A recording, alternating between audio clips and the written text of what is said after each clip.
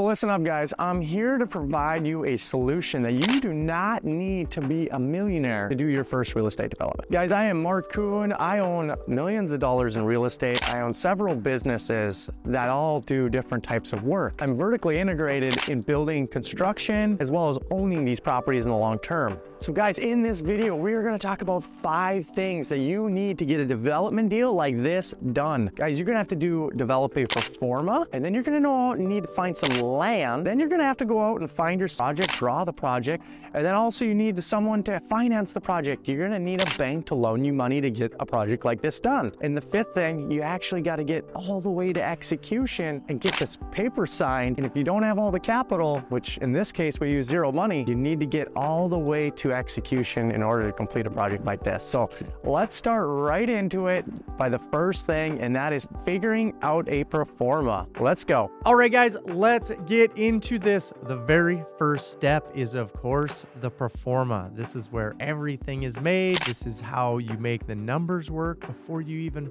find the project. It's always work backwards in the development game, and we do this using a tool called a pro forma. And while I'm not going to go in extreme depth with the pro forma, you're going to easily be able to understand to take the numbers so we can get the valuations we need. We can hit a deal with $0. And remember, I will go through at the very end of this video on exactly how this entire deal works, so stay tuned to the very end. There's really 2 things that we need in a pro forma. It is the income and the expenses. And well, to determine the income, first and foremost, we want to figure out the income side of this whole project. First, let's go ahead and Google search. All you want to do is go through Google, figure out what that, we're doing a storage project in the beginning. So we're going to take one building, and the great thing about real estate is you just multiply things by however many you want to build, right? So let's just take a scenario on 1 and figure out what the total income is. So in this deal, I figured out we have basically no competition in our town because we're in North Dakota. And well,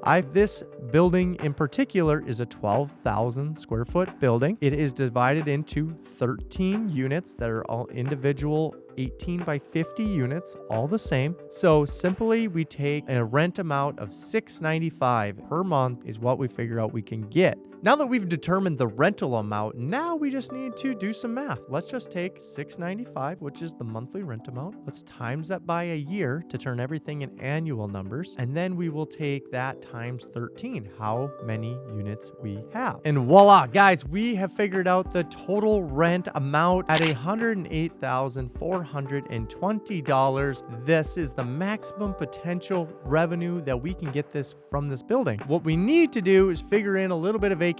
So by doing that, most storage deals, just from what I know as being in the market, vacancy sits at about 15%. And we want to remove that from our income amount. So once we do that, we remove about 15% of the income. We come up with $92,157 of revenue from this project. All right, guys, now the second part of this, let's figure out the expenses in the pro forma. I know that most self-storage facilities run between 22 and 28%, but in the luxury storage space, we run a little bit higher because we're running in the 32 to 35% expenses. And now, what is an expense ratio, you may ask yourself? It's basically all the real estate taxes, the insurance, any, snow removal, lawn care, whatever it does to take up the property that the renters do not pay. Because remember, once they pay rent, they don't pay anything like utilities or real estate taxes. It's all figured in the rent. However, since this deal is a luxury storage unit, which means it has lights and outlets and heaters and garage door openers and all the nice amenities of maybe say a contractor shop, the expenses run a little bit higher in the 33 to 35% range. So here's what we're going to do to figure out our expenses. We're very simply going to take our income,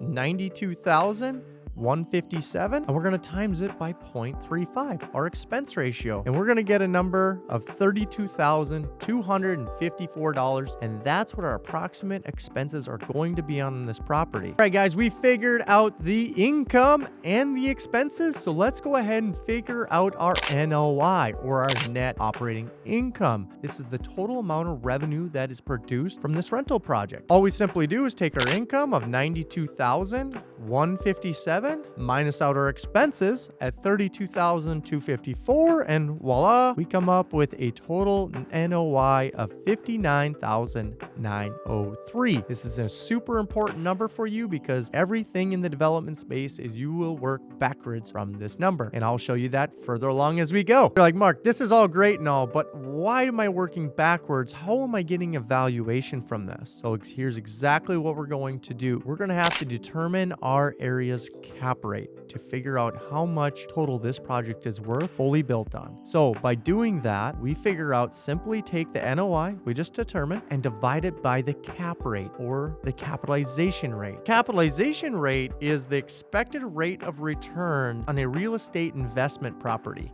where it's basically the risk tolerance of the investor of what he expects in return on his money if he invests in a project like this. It's basically how every appraiser in every market determines what a cap rate is, and they take that divided by the NOI and they get a valuation. So in super simple terms, a cap rate is basically the risk tolerance of the investor, what the investor expects on return on his money invested. In our market in the Midwest, we are seeing a 6.5% cap rate. Now, in some other southern markets where maybe investors are more willing to place money because there's more people, cap rates are lower. The lower the cap rate, the higher the valuation of the project, the more the project's actually worth to an investor. And vice versa. With higher cap rates, the lower the project's worth because the investor thinks it's a riskier type asset in a riskier area. He's expecting a little bit more on his money as a return on cash. So to determine this project and what it is worth, let's take our NOI, $59,903, and let's divide that by the cap rate. And the cap rate in the Midwest, in North Dakota, where this project is located, is 6.5%. You're going to get $921,584. That's what this project is worth completed. So we can use that math to finally work this project backwards and see, does this project actually make sense or is it not worth even pursuing? Let's determine this in the next ones on the way down. In our market, we use a 6% cap rate on this project. That's what appraisers have been using, and that's what we know is about our market and what it offers. All right, guys, we are using a 6% cap rate in our market. That's what we know about projects are evaluated at. So let's take our NOI divided by our cap rate to determine our valuation. So $59,903 divided by our 6% cap rate, so divided by 0.06, we get a valuation of $998,000. So that will be the total dictator if this project makes sense in the end. All right, guys, in this next part, we need to break down purchasing the land and break down the cost on how to break down the $998,000 valuation that we came up with. So let's come up with two things: soft costs and hard costs. And the first one I want to go through is hard costs. So we're going to have a hard land cost and a hard building cost that we can get determined just very easily. So we can basically go to some contractors, try to see what these storage units are built for. What's the cost per square foot? Well, in most cases, these are built around $65 to $75 a square foot, but we figure at about a $500,000 valuation. All right, for the second part of this, we need to determine the land costs and also some hard costs and some soft costs. So by doing this, we need to evaluate first and foremost some hard costs. What's the cost of the land and what's the cost of the building itself? Those are our hard costs that we need figured into this project. And so what we want to do is find some contractors, try to determine what the cost of your building is approximately going to be. You are not going to firm this up yet, but you are going to figure out what per square foot cost is these buildings actually going to cost. Well, we figured it out that this building was going to cost approximately $500,000 to build without any land, just a structure sitting on something. So the second part of this, we also needed to locate some land where you're going to need to find a broker in your market. Typically, go and find the best broker to find the best location where these storage units would work. And what we figured out is that we had about $100,000 that we wanted to spend on the land to come up with about a $600,000 hard cost. You need land and you need a building to have this project exist. So go and find exactly what broker can land you with land that you need. So we were able to give our broker 2 ideas that we needed. A, we needed a piece of land that could fit a 240 by 50 storage unit. And B, we had $100,000 to spend. So we said, you know what? Go and find us the best available location for this type of project. They could search the entire market much faster than you can. They may even have connections with off-market land deals.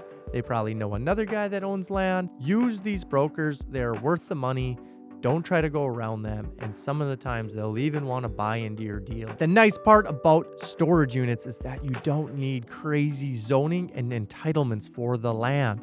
Most brokers will know when they go to place you on a piece of land, they're only going to pitch you deals where it makes sense. They're not going to find you a big residential area and just dunk your big building in the middle of there.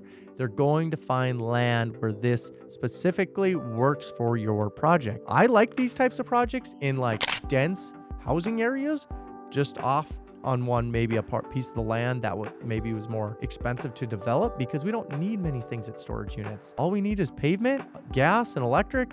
We're good to go. So don't overcomplicate it. You can't overpay for the land. Broker will know what you're looking for. Like I said, if you don't know what you're doing, find the best broker in that market to locate you the land. All right, guys, the third part of this is going to be drafting the building and probably determining your contractor or both. And I want to get into that because I am a contractor for the last 13 years and been pouring concrete since I've been 6 years old.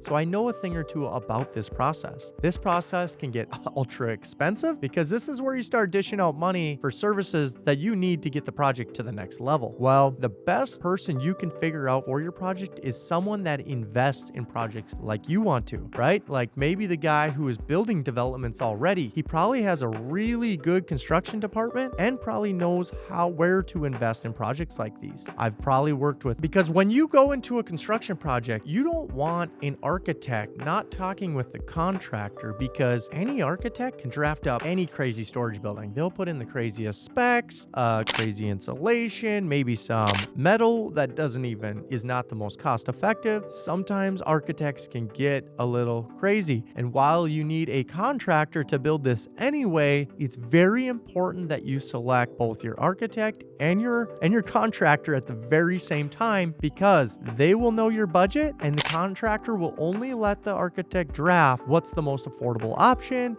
what's the best quality, because we don't want expenses down the road. It is very important that you sync both of these up. So go and find a general contractor who that not only works with architects, but also as a developer himself. He's going to use a process called value engineering that's going to save you a lot of money down the road, because of course that contractor is doing it themselves, which is going to be out in your best interest as well. All right, guys, when you go into a project like this, you want to make sure that you get 3 requests for financing, and that is the 4th step. We need to determine a financer to invest most of the money in this project. Remember, the biggest investor in any real estate project is the bank itself. So with that being said, I always say put out 3 proposals for every single project that we finance. We do something called a request for proposal. And the 5th thing is execution. Of course, you need someone to take this project and get it started. I always like to talk about this because it is important. Hopefully you selected a contractor, because when you're a developer, time is money and you want to get this project built on time and on budget. So make sure you choose wisely. All right, so I'm sure you are curious, Mark, how do I get this project done for $0? Well, let's go through the math now that we have figured out what our NOI is, what our construction costs are, and work the project backwards, as I said in the beginning. All right, so those were all our hard costs. Now we have the second thing, and it is our soft costs. Soft costs are all your legal, your architectural, all the random things that's needed to get a project like this to execution. So we have architect and engineer. That's approximately 20 grand for a project like this. Financing and appraisal. There you go, with another $15,000. Builder's risk insurance, because every project needs insurance, is another $5,000. And then you have a developer fee, a little fee for yourself at $35,000. We have a grand total in this project of $675,000, including hard and soft costs. So now that we have the evaluation of everything we need in the project figured into our pro forma, let's start figuring how to get this project all the way to execution.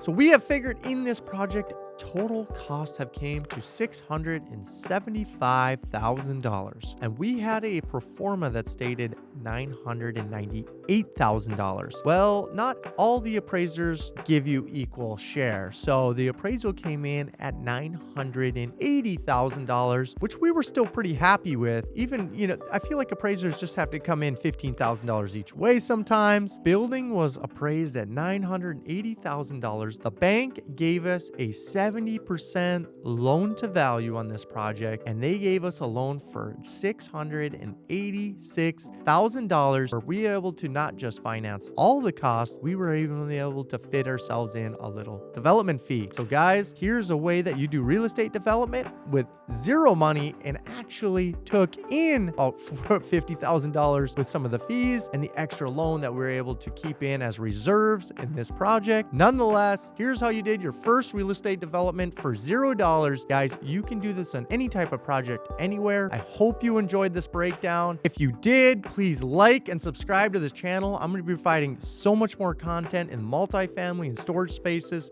So stay tuned. Thank you guys. See you in the